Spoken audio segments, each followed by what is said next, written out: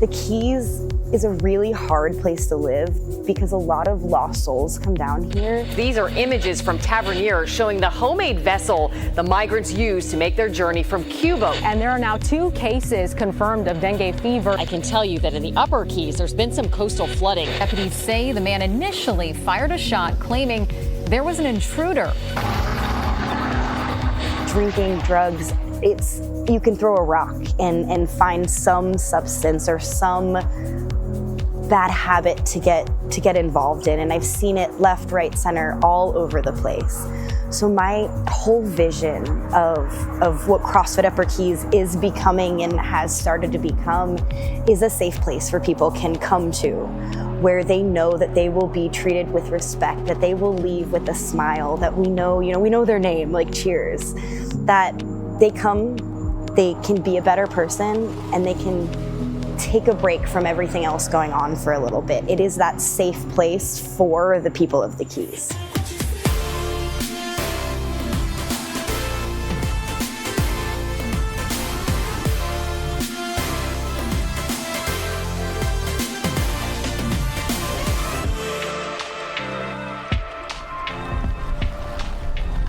So I started and found CrossFit about 11 years ago. One of my coworkers opened a CrossFit gym, and I'd heard about it, saw it online, and I wanted to try it. About 6 months into CrossFit, I've been coming consistently, showing up, kind of just meeting new people in the community, and they're like, hey, we need coaches. Do you want to coach? And I was like, yeah, I love to teach people things, and I love CrossFit, so why not? Snoop Dogg! Yeah, ladies. Beautiful, Sarah. I forget you were a gymnast till you do this. Yes, Zach, that's it. Yeah, so I'd been coaching CrossFit a few years at this point. I was competing in CrossFit, I was competing in weightlifting, and I took my USAW Level 1 certification. I remember distinctly the leader of that course asking us, are you an athlete, are you a coach? And in my head, I answered, I'm a coach. I was 2 weeks out from lifting at the American Open in Vegas as an athlete, and I had kind of this existential crisis. I was like, why am I putting all of my effort and energy into being an athlete and training and doing my programming when all I really want to do is coach and help people and get better at that? So fast forward a few years, COVID hit, and I was no longer coaching CrossFit. My name's Hal Quenbeck, and I started here when the gym was new. We bought the gym in February, and a month later, that's when COVID started, so 2020. So we owned it for the next 2 years. I went through a few life changes, and I moved from Homestead back down to the Keys, so about 30 minutes south.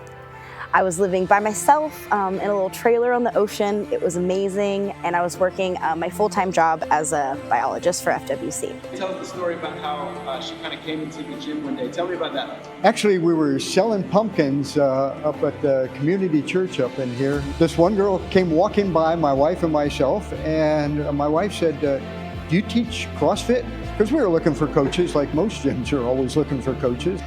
She says, no, but I know somebody that is a CrossFit instructor. We said, oh great, and she says, if you want, I'll give her your information and she'll contact you. Well, we didn't hear from her for about a month. I'd heard that CrossFit Upper Keys needed help through a friend of a friend, and I was like, oh cool, I love coaching, I love CrossFit, I miss it. So I went back. I went to go drop in, I met the owner. And then this girl walks in the door. Hi, I'm Anna. And I kind of look at her and she says, my friend told me you're looking for a coach. And I said, yes, finally. And he was like, hey, nice to meet you. I coach all the classes, and showed me the schedule and how he's like, I bought it right before COVID. We're doing okay. And just his love for CrossFit was just outpouring. And we got to talking a little bit more. She said she was a CrossFit level 2. And I thought that was wonderful. She also said that she had been nationally ranked in weightlifting, and she really paid attention to detail. So I tried a class, I went to lunch with him, and then I shadowed pretty much a morning, and then I shadowed an afternoon, and I was like, go home. I got this, I got your people, I'll take care of it, you need a break. Here's somebody that was a Texas A&M graduate, and she came here. She's a biology person for the Florida FWC. He was overjoyed. He accepted me with open arms in a time where I really needed community. I needed a family. I needed someone to be there for me. She'd been CrossFitting for a long time. She knew CrossFit. She was a perfect pick for this. So I coached for Hal about 6 months. And then I was dropping off food at his house one day, and he's like, come up for a cookie.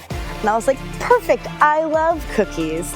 He sat me down in his kitchen, it was him and his wife, and he pretty much told me he wanted me to buy the gym, that he'd been looking for the right person for a really long time, and I told him I don't know. Hi Mama, how are you today? I'm great, honey. How are you? I am so good. Thinking back to like 2022, after all the things like that my life went through, like during the summer, moving back down to the Keys, and then fast forward to like April when Hal asked me to buy the gym. Yeah, I thought it was kind of a whirlwind because you hadn't even been working for him for 6 months. Yep. Right? Yeah, it was 6 months, that's it.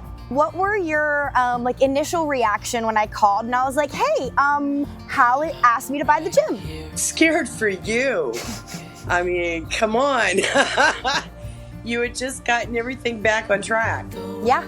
I'm a mom. I'm supposed to give you all the negative stuff, right?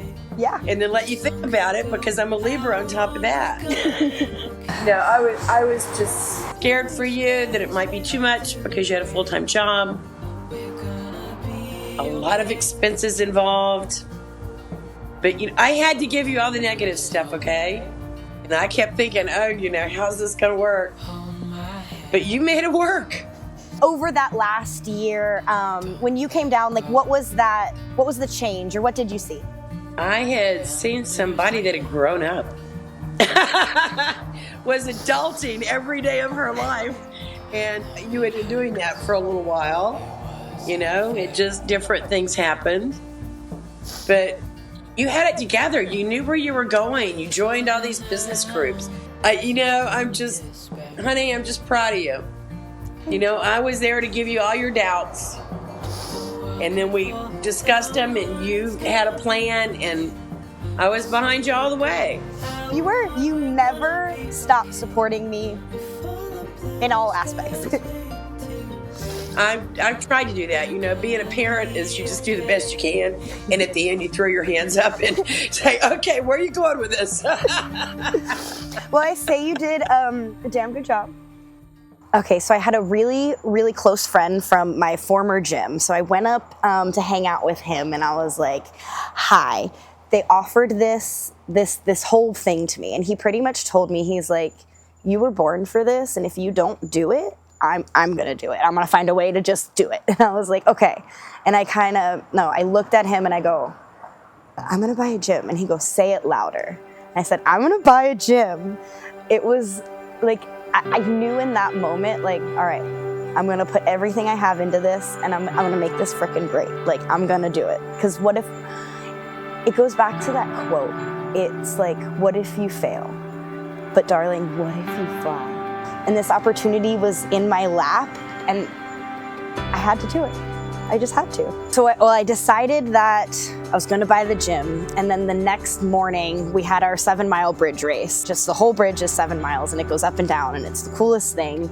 At the time of its construction, many observers and even engineers thought this would be an impossible feat.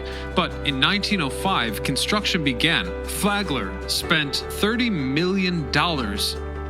For 11 years, crews worked on what some considered the impossible, and finally, the first train crossed the bridge on January the 28th, 1916. The 7 Mile Bridge is 6.7 miles long and 38 feet wide, with a clearance of 65 feet. The completed project was an absolute marvel. There was a bunch of gym members going down, so I hadn't told Hal yet.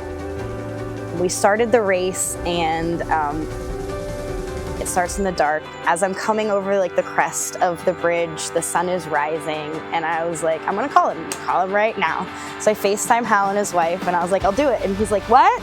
And I'm like, I'll do it, I'll buy the gym. Just right as like the sun was coming up, the ocean was on either side of me. God was just with me in that moment, just being like, this is where you're meant to be. So I took a little trip to go see my parents. It was already planned, and was doing all the paperwork to sign over everything for the gym. I knew how to coach. I can coach the shit out of any CrossFit class. Throw the workout up there. I'll figure it out with however many people with the equipment. I love coaching. What I didn't love or know anything about was like the business side. I had no idea where to start. I took my level 2 probably like 4 years prior, and Jason Ackerman, he was one of the seminar staff. I knew he'd started either a podcast, and I knew they'd started something for affiliates. So on the plane ride, I was like, all the Best Hour podcasts, started listening to them, and I was like, these people understand what it's like to own a gym and to put people first. That we're asking the biggest thing of God is to change these people's lives, and they understand that that's first. It's not your workout, it's not your programming, it's about the people in front of you. And I aligned with everything that I was reading. So when I got back from that little trip, I signed up for a discovery call with Best Hour of their day and Affiliate University. I remember distinctly being like, yeah, I live in a trailer in the Florida Keys, and I just bought a gym. And Ackerman is like, you need us. I'm like, yeah, I do.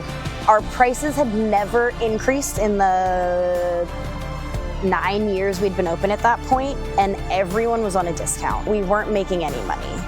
And I knew that for us to move forward, that like a price increase was one of the first things that needed to happen. I jumped into the Best Hour curriculum like feet first. I was able to get through most of it within about 6 or so months and implement all of it.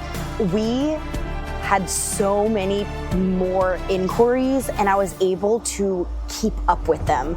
From probably April until December, we grew by about 50 members. The first year we started when I bought it at 60 members, and I ended April of 2023 with, I believe, 117. The revenue, I believe, was over double, probably closer to like 65% more.